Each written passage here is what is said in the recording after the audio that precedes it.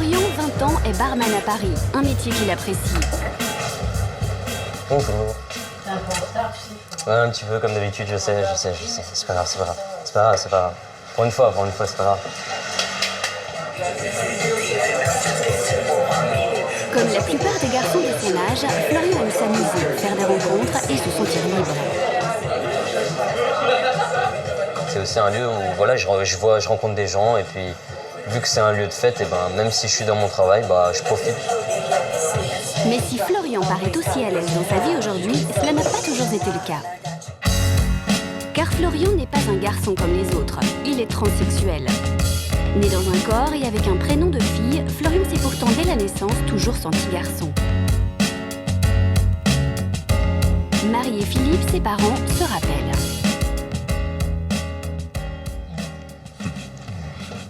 Là, il avait les cheveux courts, non? Ouais. À peu près court, ouais. Depuis tout petit, de toute façon, il savait à peine parler. Depuis tout petit, il y avait des signes. Il refusait vraiment le côté fille, sa féminité. Il me demandait pourquoi il n'était pas un garçon, etc. Donc, je savais pas quoi lui répondre. Mais j'ai jamais mis un mot. J'ai jamais pensé à ça. Bah non. C'est ça qui m'étonne avec le recul. Durant toute son enfance, Florian a grandi comme un garçon manqué, en refusant qu'on l'appelle par son prénom de fille. Un prénom qu'il refuse encore aujourd'hui de dévoiler. Pour ses parents, ce trouble d'identité a été difficile à accepter. Moi, j'ai fait un blocage parce que j'avais mis une fille au monde, quoi. Et c'était inconcevable que cette fille devienne un garçon. Enfin, pour moi, non, c'était inconcevable. Et il a fallu que je me renseigne sur Internet et puis petit à petit... Et surtout que je fasse le deuil de la petite fille que j'avais mis au monde, quoi.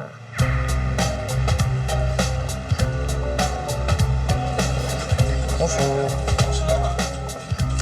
J'aurais aimé savoir si vous avez des t-shirts genre... Des bardeurs en col V comme ça? Ouais, en col V, mais en autre couleur. S, hein? S, Ouais, S. Prisonnier d'un corps qu'il n'avait pas choisi, pendant des années, Florian a vécu reclus, caché. Aujourd'hui, après plusieurs interventions chirurgicales, Florian est enfin devenu lui-même. Il peut désormais se montrer, s'habiller comme n'importe quel garçon de son âge.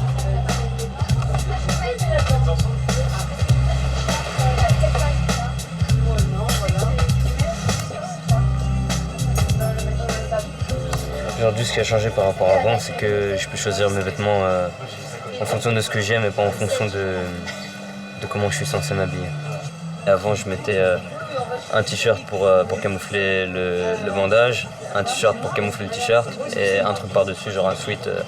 Alors que maintenant, là, je fais en fonction de genre col en V, débardeur, truc plus dénudé que habillé. Parce que ça me fait plaisir, donc je le fais. Et voilà. Merci beaucoup. Au revoir. Si ressembler à un garçon n'est plus un problème pour Florian aujourd'hui, cette apparence physique a un prix. Car vouloir être garçon quand on est né dans un corps de fille impose bien des sacrifices. Depuis qu'il a 17 ans, chaque mois, alors qu'il a la phobie des aiguilles, Florian doit se faire injecter de la testostérone, une hormone masculine. Un moment qu'il appréhende particulièrement. Je suis stressé. Parce que j'aime pas les piqûres. Mais tu t'habitues pas à ça.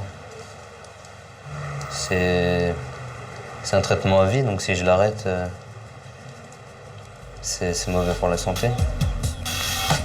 Car depuis son hystérectomie, l'opération qui a permis d'enlever son utérus, le corps de Florian ne produit plus aucune hormone sexuelle. Alors pour être en bonne santé, Florian doit continuer son traitement, et cela jusqu'à la fin de sa vie.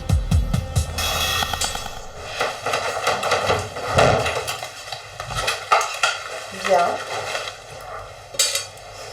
Donc lui, il est particulièrement stressé, je trouve.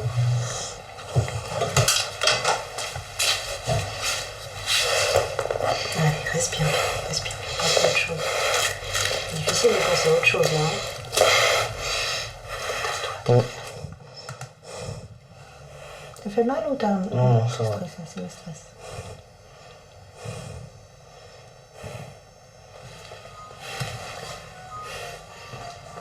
Bon. Les gens ont n'ont pas conscience de ce par quoi il faut passer quand on est trans.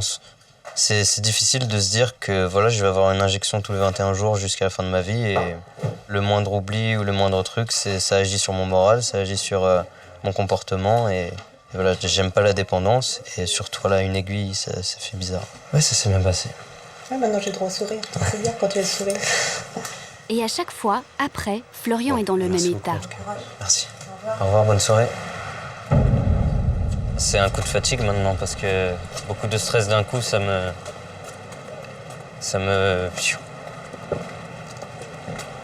crève.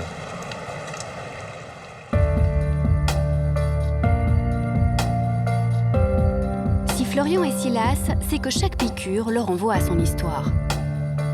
J'oublie tous les jours que je suis transsexuel. C'est tous les 21 jours que je me rappelle que je suis trans. Mais Florian sait aussi que c'est grâce à ce traitement que son corps s'est masculinisé. C'est l'accomplissement de tout ce que j'ai toujours espéré. J'ai mon torse, mes poils. Mais pas seulement, sa voix aussi s'est transformée. Je me suis enregistré avec un microphone pour suivre l'évolution. En seulement 4 mois après le début de son traitement, sa voix a perdu 4 octaves. En gros, si tu veux un aperçu, ma voix ça donne ça à l'heure actuelle, sans que la testo elle ait agi. À peu de choses près, ça fait un mois que je suis sous testostérone. Alors, on est le 7 mars, j'en suis à 3 injections de testostérone. Le 5 avril 2008 et ça fait 4 injections. On est le 24 avril 2008. J'ai eu 5 injections. Je trouve ça assez fou comme évolution. Enfin que c'est impressionnant. Voir son corps changer et évoluer dans le sens qui te convient, c'est plaisant et c'est genre une petite victoire. Aujourd'hui, Florian est fier de son corps et souhaite le montrer. Régulièrement, il pose pour des amis photographes en vue de faire un book. Son rêve, devenir mannequin. Je fais des photos parce que pendant super longtemps, j'aimais pas mon image. Et que voilà, maintenant, c'est un bon moyen de me montrer à moi et montrer aux autres que je m'aime bien maintenant. Grâce à ces photos, Florian peut aussi suivre toutes les étapes de sa transformation, sachant que certaines choses, elles, ne changeront jamais. Il y a des traces féminines sur mon corps. Après, les gens le voient pas forcément parce que comme ils voient un mec, ils vont pas chercher à avoir ci ou ça de féminin. Après, moi, je sais qu'il reste des trucs féminins. Aujourd'hui, il reste les hanches à mon goût. Mais après, je m'habille en fonction aussi, donc ça se voit pas. C'est-à-dire que c'est des hanches féminines, quoi.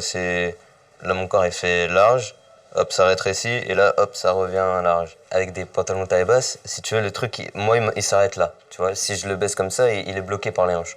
Un mec dans la rue, son pantalon, s'il met pas de ceinture, ça va descendre. Il va se retrouver le pantalon aux chevilles, tu vois. Enfin, pas moi. C'est un truc qui m'a énervé. Après, maintenant, je me dis que s'il reste que ça, je fais avec. Et puis, tu peux pas travailler un os. Donc je laisse comme ça. Mais il reste à Florian une ultime opération pour achever sa transformation corporelle. La métoïdioplastie, une opération qui modifiera l'apparence de ses parties génitales. J'ai besoin de cette opération parce que j'ai besoin de plus ressentir le moindre dégoût quand je me regarde. Cette intervention transformera définitivement son sexe féminin en sexe masculin. Une intervention lourde qui n'est pas sans conséquences et qui lui fait peur. Dans mon parcours à moi, il me reste une dernière étape. Et oui, c'est l'opération génitale. Et au plus vite elle sera faite, et au plus vite ça ira mieux, sauf que voilà, ça me fait peur. Et voilà, je sais pas. Je suis pas sûr d'être capable d'aller jusque-là. Pourquoi? Parce que 2 anesthésies en 6 mois d'intervalle, ça m'a achevé et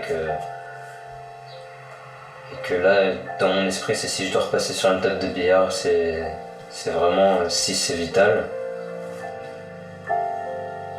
Et que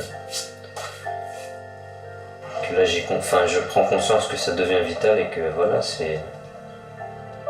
Dans ce long processus de réassignation, il lui reste également une démarche particulièrement importante, avoir des papiers d'identité masculin. Depuis 2 ans, Florian et sa maman ont fait une demande de changement d'état civil. Mais les procédures sont longues et depuis des mois, ils n'ont plus aucune nouvelle. C'est pour savoir où en est la carte d'identité de mon fils. Encore 1 mois et demi. Bon. Eh bien, merci. Au revoir. Pas avant 1 mois et demi. C'est long quand même. J'aurais préféré que ce soit plus rapide, mais bon. Si tu veux, j'ai l'habitude. C'est toujours l'attente. Donc voilà, au bout d'un moment, l'attente... tu me dis 1 mois comme tu me dis 1 an, pour moi, ça résonne pareil dans mon oreille. C'est attente, voilà.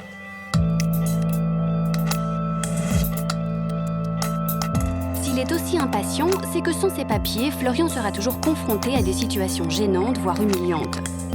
Pour lui, la moindre formalité peut tourner à l'épreuve. Je suis allé à un guichet pour retirer de l'argent, et le mec, il était à 2 doigts d'appeler les flics parce que, soi-disant, j'avais volé les papiers, enfin, des trucs comme ça. Tu ressens quoi dans ces cas-là? Et dans ces cas-là, tu ressens de l'humiliation, parce que justifier une identité qui n'est pas la tienne, c'est déjà assez compliqué. Mais en plus, te confronter à des gens qui n'essayent pas de comprendre et qui te rabaissent un peu plus, c'est... Voilà. C'est difficile à vivre.